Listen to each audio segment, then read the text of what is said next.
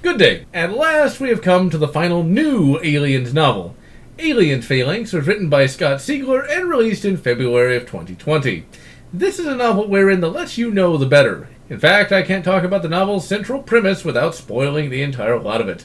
So without spoiling anything, let me tell thee this. The novel has a unique setting and a cast of highly entertaining characters, and some absolutely epic action, and it's actually alpha prime in quality and stands tall with the other 90s Aliens novels. So get the bloody thing already. Now, on to spoilers. This cover is a complete lie.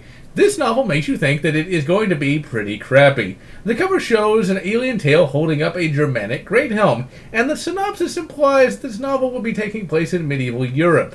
That would be idiotic for so many reasons, and most importantly, it would leave no suspense for the reader, since it would mean that the plot had to end with everyone on Earth forgetting about the xenomorph. Further, one would also have to imagine that that novel would feature Sir Harold Ripley, or Baron von Ripley Sauce, or something like that. The Aliens comics did that. There was a comic wherein the xenomorph made it to Earth in the 1950s and attacked Ripley's many times great-grandfather, and I believe there was a book wherein something similar happened.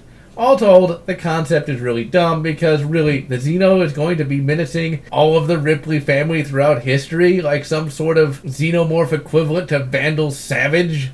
This novel not only doesn't take place in the past, it also doesn't take place on Earth. This novel takes place in the aliens' future on another planet. A colony ship crash-landed on a planet, and the survivors had to rebuild civilization. They succeeded, and then the xenomorphs showed up and pretty much killed everyone, and forced the survivors to hide in mountain fortresses, Dorf style.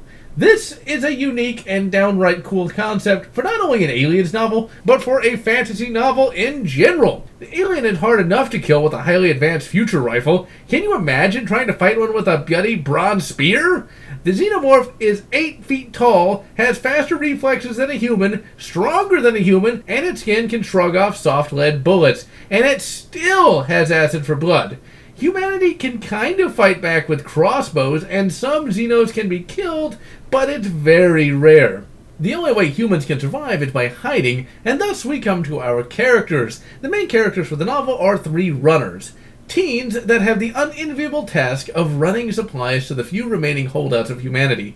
The leader is a female that is actually written legitimately well. She is not a Mary Sue and earns her victories. She is followed by a foul-mouthed asshole who is more or less the smart guy and talks like his age, e.g. swears every other word and is obnoxious. The last is the tank, a big guy with a big sword that actually kicks a good amount of ass. Each character is multidimensional and has some growth throughout the novel. The situation for the runners is so bad that they carry a knife, not to fight the xenomorphs, but to kill themselves if they are caught by one. The culture of their mountain fastnesses is explored well, and it's a rather harsh one. Females have to make a certain number of runs in order to be exempt from running. If they have a kid, they can postpone the amount of runs they have to make. Other holds, as they are called, do not have this rule, however. The novel thankfully does not go SJW and rails against the evils of masculinity, and instead opts for a more nuanced approach to this. The novel begins with the running team hiding from a xenomorph. They are terrified of it because they have pretty much no defense at all against it, and it's a rather tense scene, as pretty much all the early xenomorph scenes are. They make it back to their hold with some supplies, but then they're told they have to go right back out again. They make another run and survive, but upon their return they learn that another hold has fallen to the xenomorphs. This will happen a bunch of times throughout the novel, and as you would expect, the politicians of our hero's hold are both corrupt and unsympathetic. All looks potentially hopeless, but during a run the team inadvertently discovers a plant that neutralizes the xenomorph acid.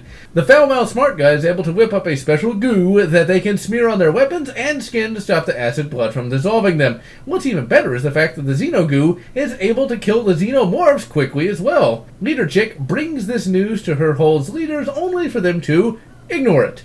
They don't ignore it for long as the Xenomorphs attack their hold and kill a great many people before Leader Chick takes command and repels the Xenos. What's really cool about Leader Chick is the fact that the novel justifies her abilities. She is close friends with an old general and is taught tactical acumen over the years by him, and by working with him, she is able to devise a special tactic to defeat the Xenomorphs. Leader Chick is able to take back her hold and raise an army to attack the Demon Mountain, aka the Queen's Lair. The 5 armies attack and kill Alduin, fight. And the armies of the Daedra, Xenomorph, there we go, we got it. The battle goes well enough, but alas, Leader Chick lacks the dwarf allies to back her up, and instead of winning the first battle of Blackfire Pass, the armies get overwhelmed and defeated, and the Leader Chick and team get captured by the Xenos and implanted with chestbursters. But Foul-Mouthed Dude's patented Miracle Xeno Goo saves the day again. If you drink it down, it kills the chestbursters. So remember, if ever you get face-hugged, to always drink down Fruit Punch flavored Shasta. It's a lifesaver. Once they are free of the chestbursters, they search Demon Mountain and find the remains of an android and learn they did indeed arrive on a ship and that it's been 300 years since crashdown. They also learn that only the colony ship's children survived and that they escaped the ship with only a few books that taught them to build civilization. Sadly, in the final battle with the Queen, the android gets destroyed. Demon Mountain is actually a lot like Mount Doom in that it is an active volcano and the Queen has chosen to shack up right next to a bloody water geyser. The team block it and in that final explosive finale, blow up Demon Mountain. With the Xenomorphs defeated, the peoples of humanity unite. Leader Chick becomes both a general and mother. She has a sexy time with her boyfriend, and that relationship is handled both maturely and realistically, and the novel ends with united tribes of men led by Femar Heldenhammer going to war against humanity's greatest foe of all, other humans. The end. To say that this is the best of all the new Aliens novels is a substantial understatement. To say that this novel is one of the best Alien novels of all time would be more correct.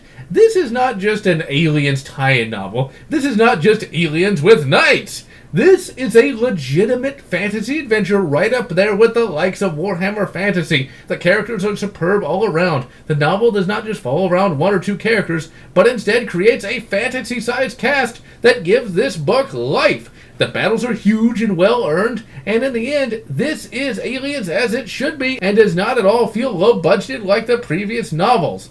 This is a rare gem of a novel. The writer could have easily half-assed it by having it set on Earth in some Norwegian village where a couple of Vikings take on a xenomorph and Ragnar Ripleyson kills it with an axe or something. Instead, we get a whole new world with new cultures and customs, and we have 3 characters that are not just traditional Aliens protagonists.